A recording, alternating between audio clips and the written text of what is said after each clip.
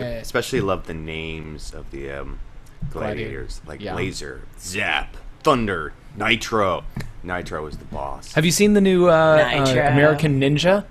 I've watched it passingly on television. Ridiculous, but amazing.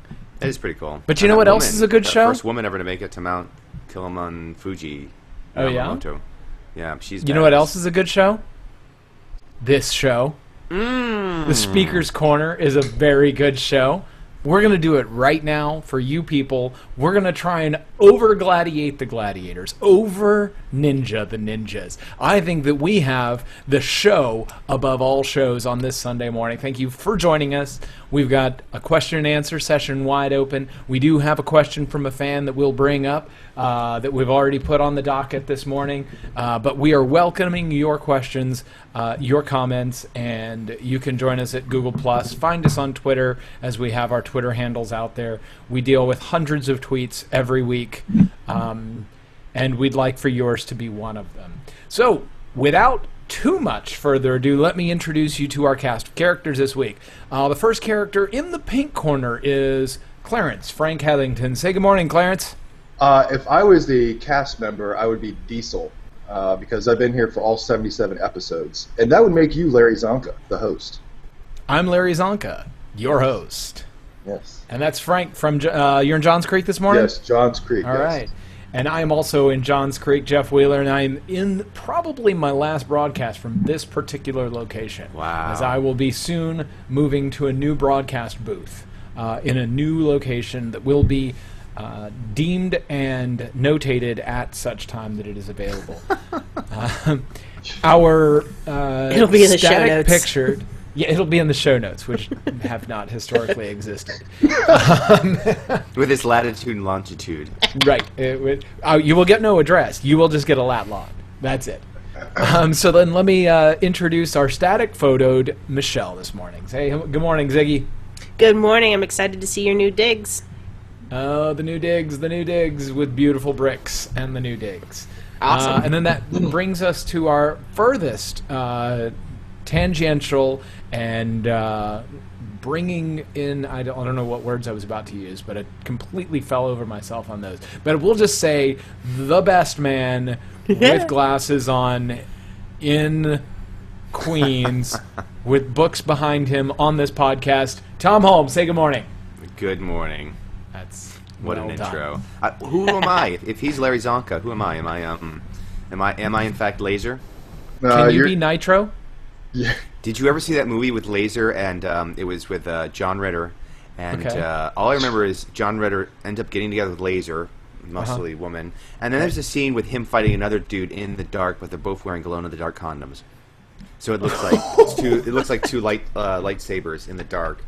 Yeah. Was this a porno? No, it was a John Ritter comedy. Look it up.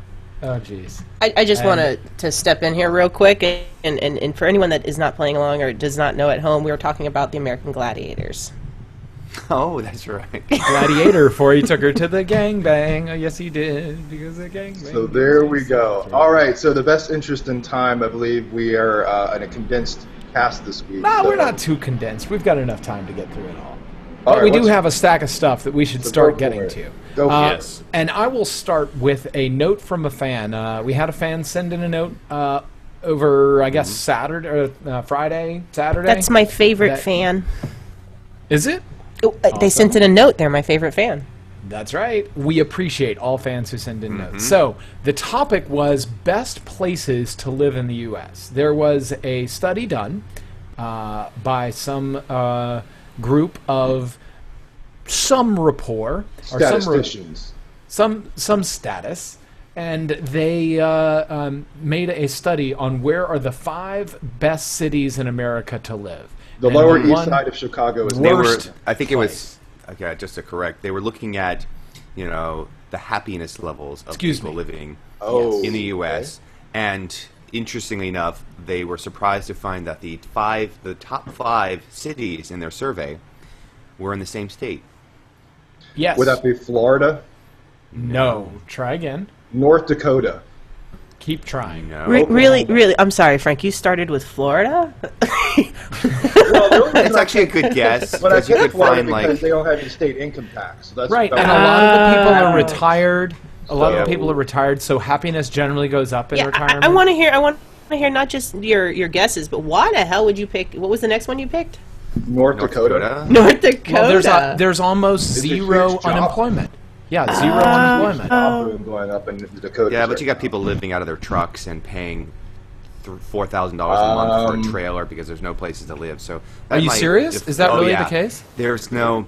It's There's a zero housing unemployment, shortage? which means lots of people flying up there, but there's nowhere to live because Wow. this is a boom population, and so people are literally living in their trucks during the Wow. winter. From all the fracking that's going on up there. Right. So that just provides jobs. So the Right. Mexicans are living out of their trucks. Okay. I- Keep going. Michelle, And by do you have a, do you Mexicans, have a he meant guess? anybody that's working, not necessarily Mexicans. Aw.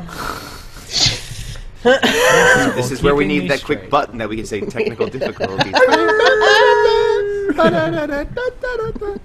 That's right. So no, not Oklahoma. Oklahoma's actually a pretty probably sad state. Do I continue doing random states, or can you just tell No, me the because answer? eventually you go through the 50. No, Michelle, hold on, do hold you have a on. guess? Michelle, do you have a guess? Oh, Michelle, you want to I'll guess North Carolina. That's Not a good correct. guess too, but no. And is I, in Why would you Southeast. guess guessed- North Carolina? I guess North Carolina, not for any monetary reasons, but just because it's got so many different landscapes. But there's a lot of people who live in fairly abject poverty there. Really? But this Oh. place, the state that we're choosing, the five, is pretty poor. It is as pretty well. poor. It is pretty poor. Is it Utah? It is not Utah. Let's- All right, Jeff, so get the the answer. state of record on this is Louisiana. Oh All my! 5 of the top happiest people, or the top happiest cities in America, are in Louisiana. Well, it's probably because they're drunk all the time. That's why. Well, there may be a high New Orleans level was not on the list, Frank. of yeah, there may be a high level of alcohol consumption, and Zydeco music and crawfish boils, but in general, those people are very happy. Part of Now- that may have to do with jobs because of oil money. but Okay. The Okay. survey doesn't speak to why these people are so happy. Yeah. And now for bonus, what city came in at the very bottom? Ooh, I know. Jeff, let our guests. The Try to guess. illustrious and He's gonna take stoic city of Gotham. Gotham, Really? Louisiana. No, New York City. Oh, Really? Yes. so that I was totally on the believe bottom that. of the list. Came out as the most did this unhappy list? city. Who did It was this an list? English. It was an English university study, I believe. I'd have to English look it up. University study. Yeah. Okay. The University Oh. of Hard Knocks. I Probably mean, doesn't surprise me a little bit because it's such a busy place. what is the happiness? What's the measure of happiness? What are you Yeah, measuring what are you actually? ranking? I'm sorry. I like. You know, we need to go into the details, and we implore our audience to do that as well, because Indeed. we are not here to think through all the details for you. We are just here to get you to think about those things. And I'm not saying for you guys to tell me what the hell the measure of happiness. Like, I just want to, these are the questions that I then go to the all next. of these kinds of surveys are Yeah. always a little biased with one way or another. Yes. Yeah, And especially so when you you're need funded to by the understand Land how Corporation. many grains of salt you need to take each and every one. Okay, of the but time. but my sensibility, having been to New Orleans and through Louisiana, I've driven through Louisiana, been to a couple of different, and then lived in New York for a year. It does not seem. I can see how New Orleans can be happy, but I don't see how New York can be New at Orleans the very wasn't bottom. on the list, though. New Orleans. Oh, not New Orleans. Sorry, No. Louisiana. Sorry, can be happy, but that New York is all the way at the bottom. Like that I want to know. Yeah, it just sensibly it doesn't make sense. I'd see them, I don't know. You choose your happiness. It was by the U.S. National Bureau of Economic Research, based on a self-reported analysis of U.S. metropolitan areas. Also coming from information of the CDC's prevention survey. And this is where I'm going to chime in and go, having lived in New York for years as well Yeah. now, too, absolutely. Depends on who you're, because also who are you I think they actually moved to second place, but for a long time, the poorest congressional district in the country was in New York City. Yeah. Wow. Jesus. So, absolutely, and also there is no middle class in New York City. Yep. Right. There is haves and have-nots. Right. So I could totally see how people, and it's also self-reported. This was a self-reported study, so also it's an analysis of, because someone can be happy, and you're looking at them and going, but you're below the poverty line, and this, that, and the other. But someone could say, no, but I am happy for ephemeral reasons. So. Right. Yeah, and I hesitate to ask this, but maybe I'm wrong in asking. Do you think that maybe people might take the question of happiness a little more broadly in New York, like intellectually, possibly? And I'm not saying anything. They may have a little bit more of a New York Times attitude towards happiness, Right. if you will, Right. wanting a deeper answer for that. Whereas Right. people in Louisiana are just like, hey, I ain't sick, I got Right. a job, all my. is well. Thank you, Jeff. True.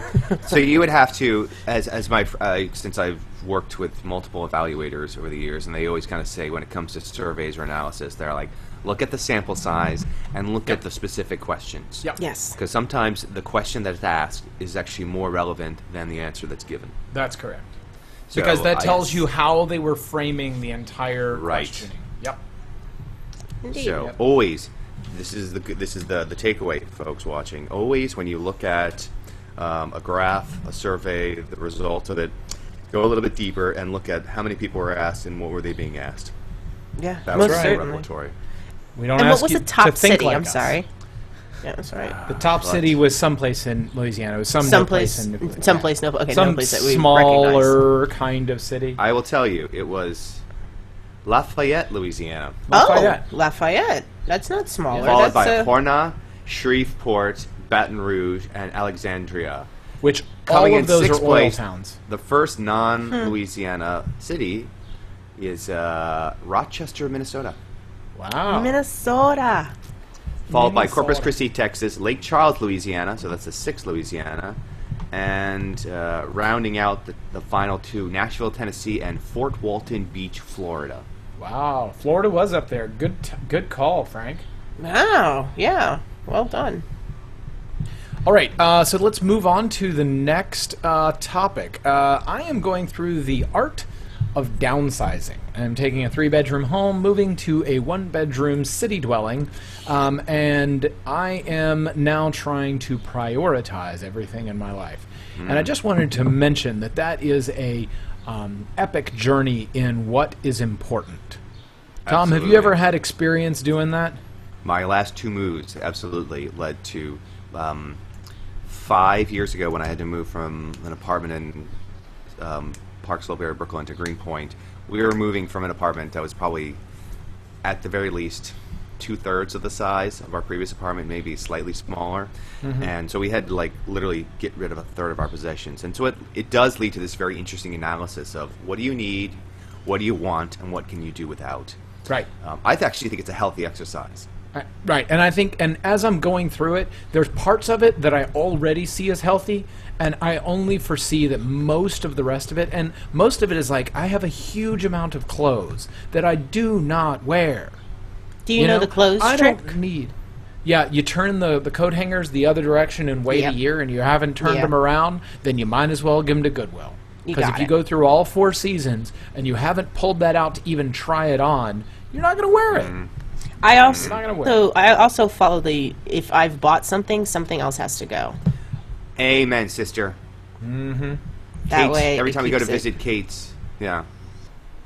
Yeah. I'm sorry, It keeps stepped on it your in toes. check. No, that's fine. It Yep. keeps it in check. Yeah, that's it. Kate, what was this one, Absolutely. Kate? No, whenever we go home and her parents are always trying to foist some pot or pan or something, and I always say, we'll take it, but something else has to go with it. Go out the Yeah. door. Right. Yeah. So you were totally right, Michelle. Agreed. Right. Agreed. That is a good rule. I will now take that and run with that rule. Frank, are you back? We want to No. see you. No. Okay, I'll let him come in with that topic. As a piece There he of is. toy, Oh, hey. Frank, are you Sorry, in? Technical difficulties. Did you want to bring up that that next topic? I don't have Pro Studio. Go for it. Oh, that's okay. the So, Frank, go ahead, Michelle. Okay, so I was curious about this. So there is and we were talking about this off camera, but I thought nudity could be put into the broad category of exhibitionism. And my definition of exhibitionism was someone that likes to possibly expose themselves or likes to be viewed when they're having sex by others. I thought nudity could possibly be put into that said bucket of exhibitionism. Disagree or agree? Michelle, can I let you field this one? go ahead, Thom. No, go ahead, Thom. I think Thom. I'm just going with definitions. And I'll be quick. I think exhibitionism is, I think as you're viewing it, might be it's nudity with it's the expectation of an audience, whereas nudity does not necessarily imply the expectation of an audience. Okay. You go to a nude beach, that is not necessarily exhibitionism because you aren't intentionally trying to. So nudity in its purest form is you just basically want to be naked and not have any clothes on. That's my definition of being nude. Naked. Well, there's a difference between naked and nude. Well, okay, exhibitionists. You're wanting to be put on exhibit. You want to be the piece to be viewed. Nudists, they just want to live in a world without clothes. In a community with other said nudists. They don't care. It's nice that they're in a community, but I think they would still be nude at home. Right. Well, the reason for all of this, apparently there's a new show coming on VH1 about being nude. Yeah, VH1 Dating Naked. They now have a show, just like all these other reality shows, that has to have some stupid shtick to it. So their stupid shtick is that these people meet on an island or whatever, and they are completely naked. And you have your first date where both of you can see your balls hanging out. And is that change the dynamic of how all that works? I guess it's reality TV in its purest form. And you never have to worry about what you're going to wear. I don't think it changes what it does is it reduces down the element of a first date to almost purely emphasizing physicality. And does it?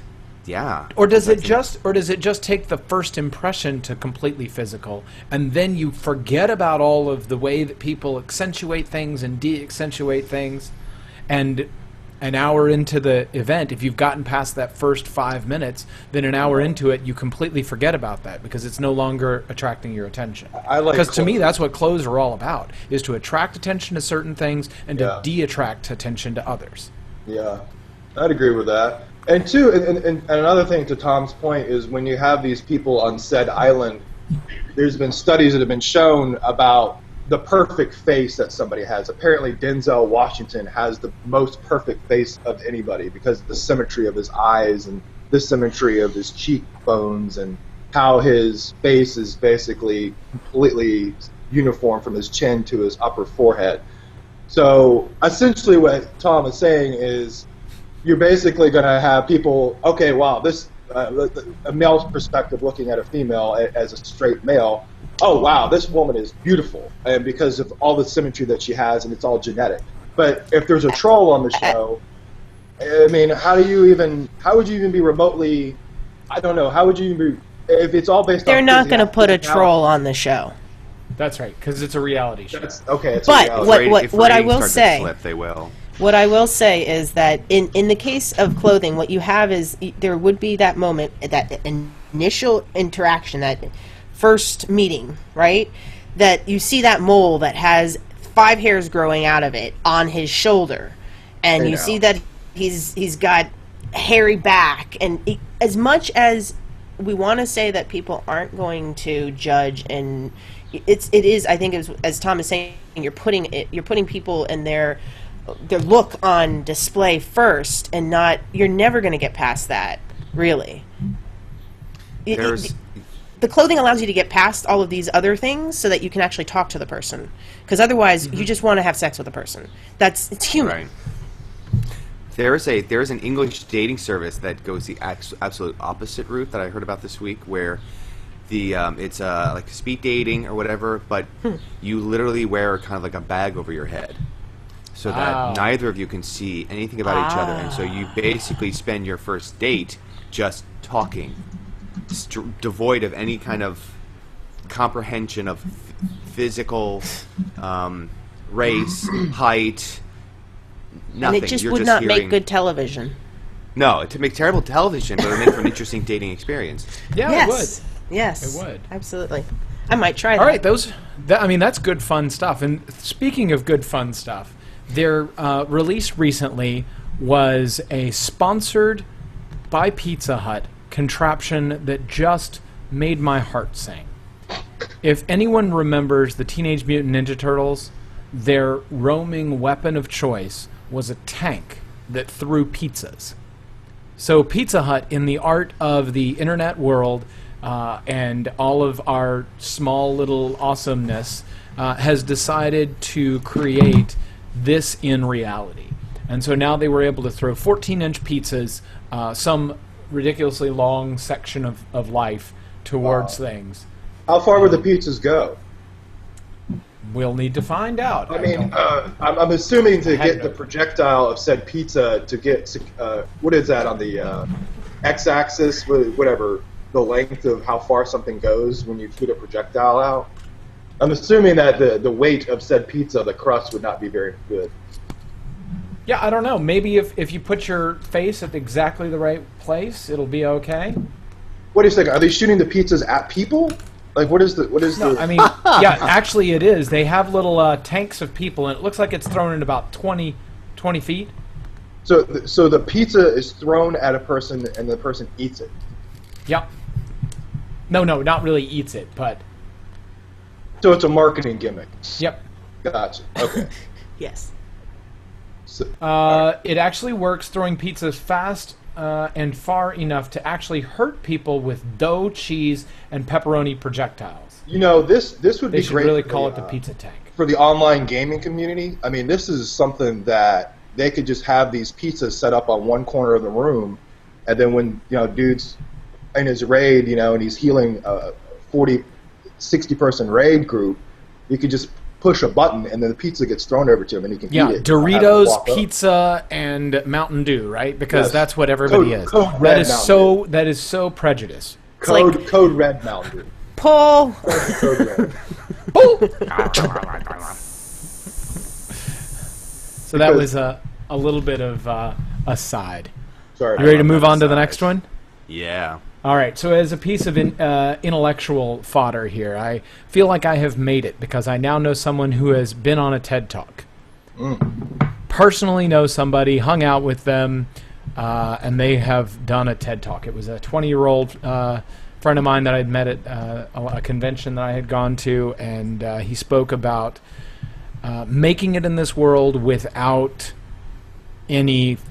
without heavy formal education. And he was a high school dropout, and how you make it in that world. And his concept was you're going to fail a lot, and you need to do everything you do better than all the other people if you don't have the educational background to do it. So you are at an automatic disadvantage. So you better be good. Well, I got a question for you. So for the viewing audience that doesn't know, and I think, Jeff, you actually introduced me into TED Talks. Right. And it's been going on for a while, though. Yeah, since 86, I think, was the first one. And then it was like 2 or 3 years later that they had another one, and then they really kicked off pretty heavy mid-late 90s. And then it was something that nobody knew about until the mid-2000s, where they decided to put all the TED Talks online. And TED stands for Technology, Entertainment, and Design. It's a clearinghouse that offers free knowledge and inspiration from the world's most inspired thinkers. Right. That's what their mission statement is. Right. Well, I mean, I don't generally watch TED Talks unless, and I got into this kick where I was just, I don't know, I was YouTubing something. It was probably the new Weird Al Yankovic video about foil, and some reason that segued me into TED Talks. And I don't know, I just can't believe some of the people they had on there. Like, I actually watched the one when Edward Snowden came on, and he was in that little robotic computer, like a robot with a monitor on it. So, and then Tim Berners-Lee, he was talking to Tim Berners-Lee on there, which I guess is the creator of the internet or creator of web addresses or something like that. I don't know. But To me, I like TED Talks because it gets my mind thinking on something I wouldn't even have thought of. Right. And that's why I enjoy them as well. I mean, it could be a random subject, and it's all about. I wouldn't have seen it that way. Yeah. Yeah. I mean, Tom, do you have an opinion on those? Yes, I do. Michelle, do you have anything before I come in with darkness? No. Don't press my ball. The only thing that I have to say is that I like how Jeff sees the glasses half full, in that he's made it when a 20-year-old has gone ahead and been on TED Talks, but we're over the age of 30, and it's not any of us. Well, yet. Yeah. Off air, I'll talk. Remind me to mention something off air that I don't want to discuss now. Gotcha. Remember that. Remind me of that. The dark cloud I want to roll in is I have a problem with TED Talks, and my biggest problem. This is the things that piss Thom off that probably shouldn't piss him off. Is I often find TED Talks very glib. I think it's really because you basically have someone talking for 5 to 10 minutes, maybe longer, maybe shorter, on a subject matter, and it's one voice, and it's very manufactured sometimes with some very interesting infographics, and oftentimes I look at this and go, it's why I enjoy hearing debate formats, because I hear a conversation taking place. I feel like I enjoy seeing ideas thrown out and locking horns with each other, whereas I hear, and this is not to say I haven't seen your friends talk, and I haven't seen it's all not that TED exceptional Talks, as but as I know I've seen some TED Talks also where that's great, and this is what's happened to you, or this is what you're envisioning, but I'm already seeing problems with that application, or the transition of what worked for you working for, or what worked for your organization working for our organization, but I see it presented in such kind of a glossy process way. Also, I get there is something a little bit weird about the whole, like, attending the TED Talk and being in the audience and how much money you're spending to kind of like sit in the presence of this. I don't know. Again, it shouldn't piss me off because I like that there's this venue for idea sharing, but there's something about the glibness and kind of glossy that sometimes, not always, sometimes rankles me. I don't know. Maybe I kind of agree with you to a certain extent on that, and I don't know. Maybe I've known about TED Talks maybe about 10 years now. But from watching it from 10 years ago to now, it seems like it's gotten more corporate, if that's possible. I don't know. Are they even a corporation? I mean, I don't even know. Yeah, it's probably gotten more official sounding and less amateurs that are going up there doing it. And now there's such a body and breadth of TED Talks that there's like almost a formulaic version of it, which is probably what Tom's speaking about with the glibness, with the glib nature, is that it's so formulaic. Okay, go in there and only speak about the good results you have, or speak about how you overcame the bad results, but not speak too much about how much failure and how much, misery that there really is, and how we're all really kind of average. Speak about how you're fantastic. I think this is an opportunity. I think we have an opportunity here to actually talk. If you know this guy, can you ask him what kind of editing did they do? Ooh. Did they? Ooh, that would make a great season. Yeah. Right. Great season. Like that, because not everyone has access to people that have been on TED. Do they do anything? And then we can find out some more information. Let's see if we can get him in for an interview. Let's see what we can do about getting him in for an interview for next podcast. Yeah, just on his experience with TED. Are you okay with that, Tom? Well, let's wait till we're off the air. Okay, got it. Yes. I just have a point of clarification to make that. I want to make got it. All right, fair enough. Yeah, no problem. All right, so on to the next topic. I'm curious about this one. De-extinction. Okay. So apparently with our genomic research, you're able to do a lot of production of genomes, of actual replicatable chromosomes.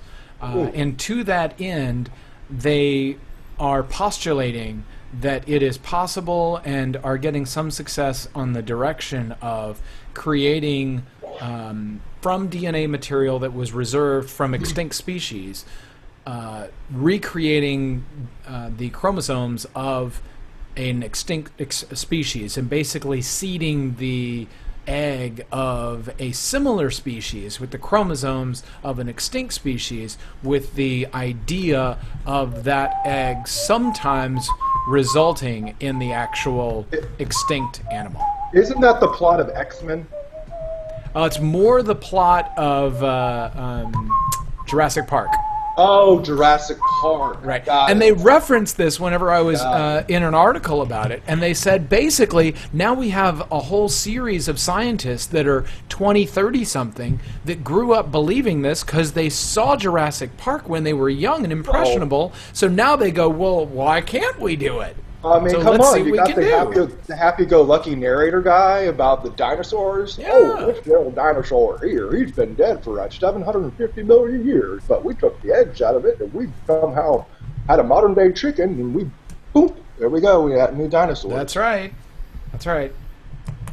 So there's species that are dead, or they're trying to resurrect species Specifically, that are the dead. first one that I think they're working on is the passenger pigeon. This is not possible.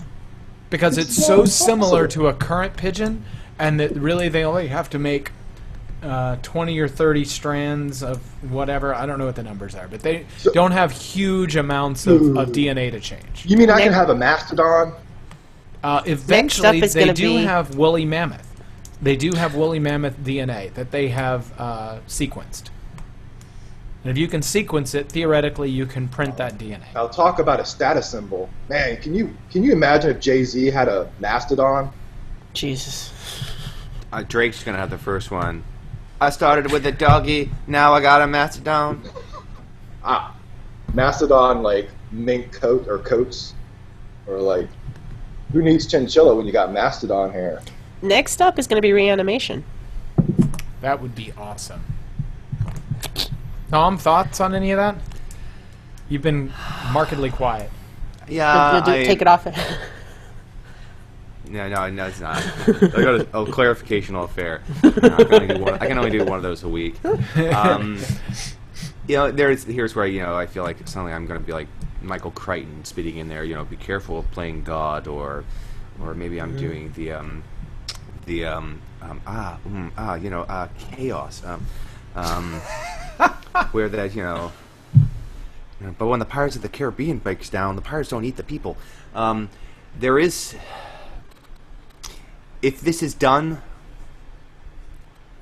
the larger question I go is why. Yeah. It's always like why.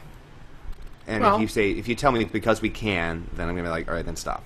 Well, okay, so think Yeah. about for medicine. If you're able to find a plant that produced a compound that is extinct, so you can't get that plant anymore, but you do have some history of what that plant was, but you can't get it to produce the thing, right? Okay, so now you could print the genomes to de-extinct that plant that produces something that goes into a modern medicine. Again, be careful what you wish for, because I think Yeah. if you bring back something that left the Earth 50, 70 years ago, Feed you have an understanding of how it reacted in the environment as it exists now, or somewhat. If you bring something back from 500 years ago and reintroduce it, or even introduce it to the ecosystem, you will have no idea what's going to happen. I think of the horrors that have been exacted on Hawaii, or even Florida, when a non-native species was introduced and just went nuts. Yeah. It wasn't something Frankenstein out of a library. It was just something that was brought from another place and put in Right. the environment. Now you're potentially bringing something from another time and putting it into the environment. That's right. And you'll never know what it's going to do until it's almost too late. Yeah, your unknown benefits against potentially awful unknown risks, and it's be careful playing God. Yeah. All right, so to another point that I saw, this is just from an internet picture. If anybody wants a trick that is fun to do and causes no harm but adds a little bit of joy to someone's world, go into a bookstore near you, take the mystery section, and turn all of the books so that you cannot read the spline, but rather just shows the pages. So when somebody walks up to the mystery, all of the books are just showing white pages. Mystery Instead to of actually mystery. showing mystery of what the title is. So the title is a mystery.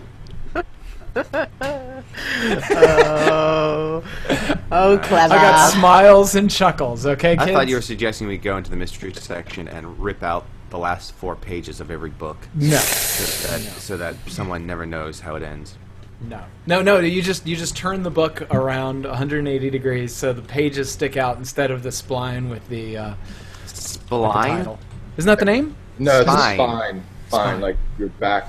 All I could think of is when you said mystery, I thought of Articulating mystery. spleens. Yes, thank you for the SimCity reference. The only thing I could think of, Jeff, when you said mystery, I thought of Mystery Machine, and then I thought of Shaggy, and Shaggy's real name is Norville Rogers. Like his character's real name? Yes. Wow. Speaking Wait. of, Are we? Wait. I'm sorry. Shaggy from the it wasn't me. Scooby Doo. No. Oh no! Oh. No, not It wasn't he's a performer, no. Although he does make good music. Well done, Thom. Wow. Sorry about that. I went off the rails on that one. Wow. You know Okay. who's getting? You know who's going to be riding around in the Mystery Machine of their own in their own new animated series? Who's I that? have to agree with someone. They effed up the show to spoof. They should have chosen another show. It's Adult Swim will be airing an animated cartoon series with Mike Tyson, Oh no. where he's like solving mysteries a la Scooby Doo and the Gang. Oh wow. And someone rightly pointed out they should have made the Mr. T show, but with Mike Tyson. If only for the Yes. if you ever remember the Mike Tyson cartoon, at the end would be a live action sequence where he was sitting around with kids teaching them a life lesson, like you never run in school because it's dangerous. Fools could get in your way and you could hurt them. Always walk. And so the kids were like, "Thanks, Mr. T. That's right."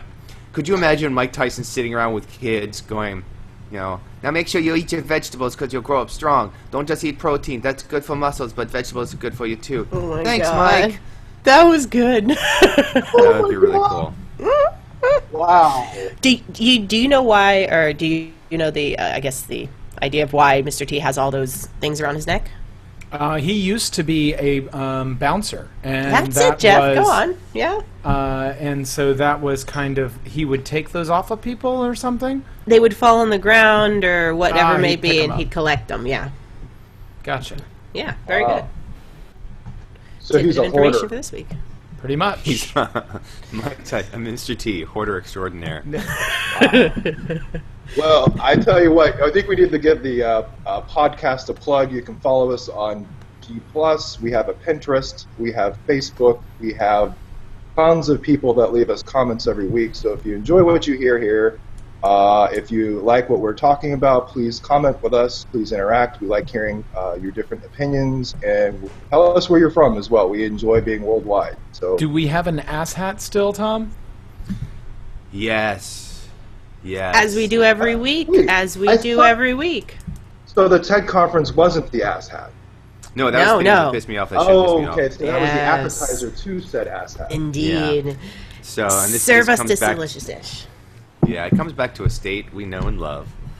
We're going back to Florida, Oh, and we're going to Florida. freshman Florida Representative Kurt Clausen, who representing the 14th district. I have no idea where that is. I'll look who it up. apparently got confused when he was they were doing a state and commerce department hearing, or they had two high-ranking officials from the state and commerce department, which he confused as representatives of the Indian government.